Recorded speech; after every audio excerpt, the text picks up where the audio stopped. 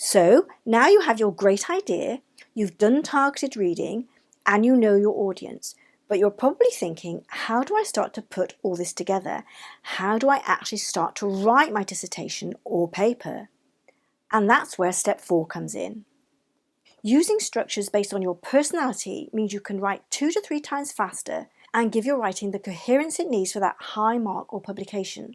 Students really struggle at university often because what they're doing now is a real step change from what they've done before, whether they've come from doing A-levels to an undergraduate dissertation, or from that to a master's, or which is perhaps 20 or 40,000 words, from that to 80,000 words for a doctoral thesis. Everything is a step change, and so it can be really overwhelming to have all this information and data and theories to pull together and try and create a coherent whole. They often don't know what goes where to start, which bit goes in which section, and it can all be really very nebulous at the beginning. And that's why understanding the structures that you use when you're working and dealing with ideas is really important, because it really can help you get some order on the chaos. By using the right structures for you and for your personality, you'll be able to write to a better standard and also quicker. Let me explain what I mean with an analogy. Here are 2 of the first cars ever made. The first at the top was designed and built in 1769 by a French military engineer. The vehicle was steam-powered and could travel at 2.5 miles an hour. The car at the bottom is the first mass-produced car, the Ford Model T, made in the US. The Model T had a top speed of 42 miles an hour. Now fast forward 100 years, and this car at the top left is currently the fastest production car in the world. The Tutara has a top speed of an amazing 316 miles per hour.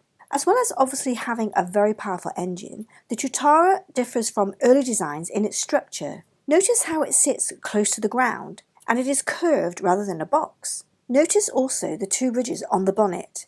These enable air to flow over the car easily and away from the wings. This structure does 2 things. It reduces drag, which is where air pulls the car backwards, and it creates a downforce to keep the car on the ground. At over 300 miles per hour, the car would begin to lift, so the structure of the car uses the air to push it downwards. So you see how speed and structure are closely connected. Similarly, in writing, there are 2 ways of using structure that enable you to write faster and better. The linear method is one way, and what I call the Gestalt method is another. Now, which one you use largely depends on your personality. With the linear method, you take what might be called a more scientific approach.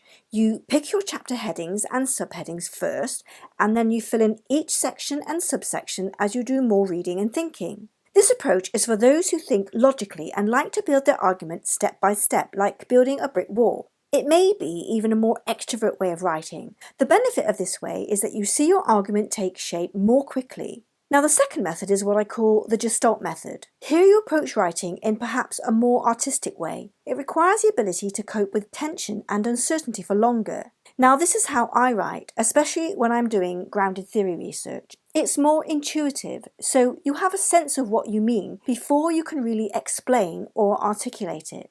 Now with the Gestalt method, you might start out with some very broad, high-level headings, and as your reading develops, an argument emerges slowly in your mind. This method is more like a wardrobe or a cupboard full of empty boxes. The cupboard is your dissertation, question or title, and the broad headings are your boxes. As your reading progresses, you start to fill each box with different material. Then you arrange and rearrange the boxes until they are finally where you want them to be. When in the right place and you stand back, you can see that the boxes make a picture or image. This picture is your argument or story. Using the right structure for your personality will speed up your writing because you will be working with your natural style rather than working against it. Working against your natural style will slow you down and will give you poorer results.